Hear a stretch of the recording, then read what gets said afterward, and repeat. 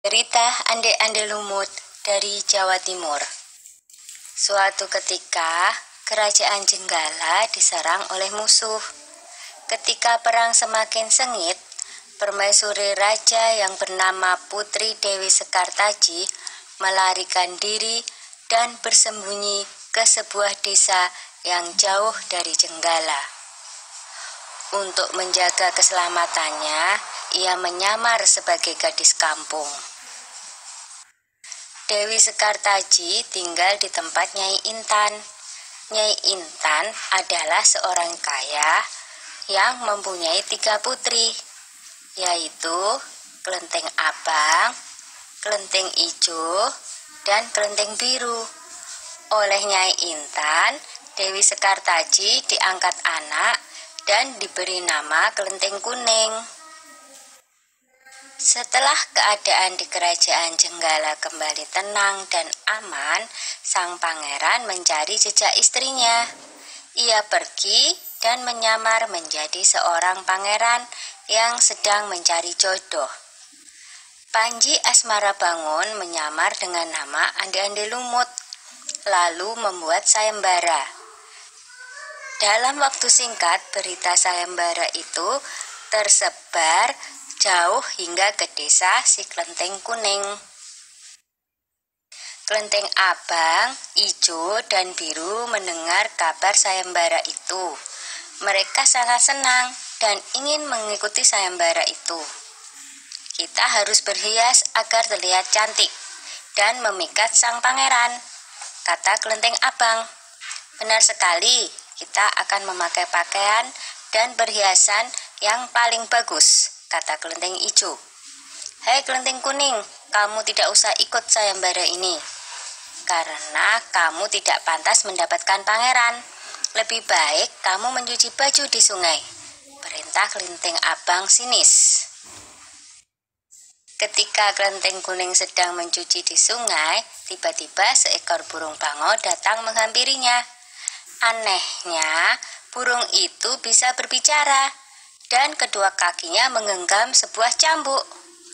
Wahai Tuan Putri, pergilah ke desa Dadapan mengikuti sayembara itu. Di sana Tuan Putri akan bertemu dengan Panji Asmarabangun. Bawalah cambuk ini, siapa tahu nanti dibutuhkan, ujar sang bango sambil meletakkan cambuk itu di atas batu. Burung bango itu lalu terbang ke angkasa dan menghilang sebelum Kelenteng Kuning menjawabnya. Kemudian Kelenteng Kuning kembali ke rumah dan berangkat menuju desa Dadapan.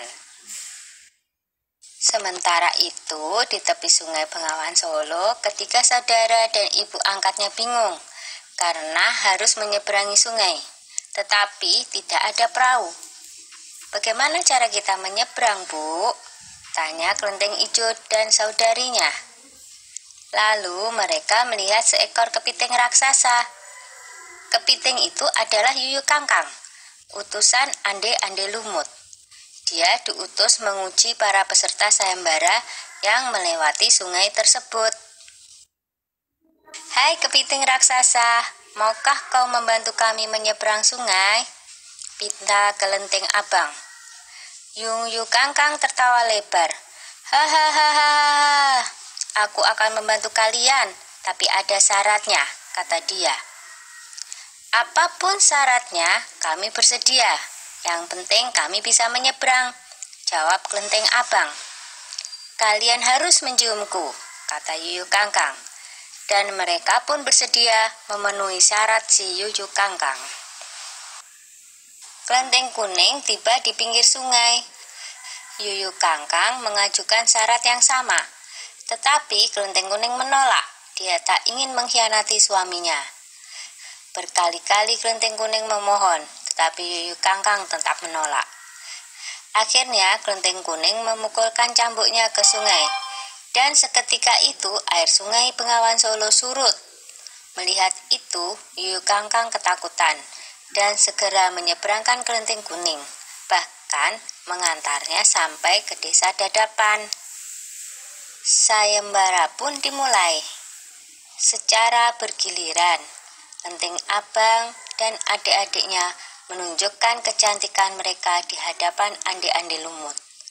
Namun, tak seorang pun di antara mereka yang dipilih oleh ande-ande lumut. Ampun pangeran, hamba mohon, terimalah salah satu putri hamba, iba Nyai Intan. Ande-ande lumut menjawab, wahai Nyai Intan, ketahuilah, aku tidak bisa memilih seorang pun dari putrimu, karena mereka telah mencium si Yuyu Kangkang. Sambil menunjuk kelenteng kuning, pangeran melanjutkan, aku memilih gadis ini karena dia telah lulus ujian, tidak mau mencium si Yuyu Kangkang. Nyai Intan dan ketiga putrinya baru sadar bahwa mereka ditolak oleh ande-ande lumut karena tidak lulus ujian. Kemudian ande-ande lumut membongkar penyamarannya dan mengatakan bahwa dia adalah Panji Asmara Bangun.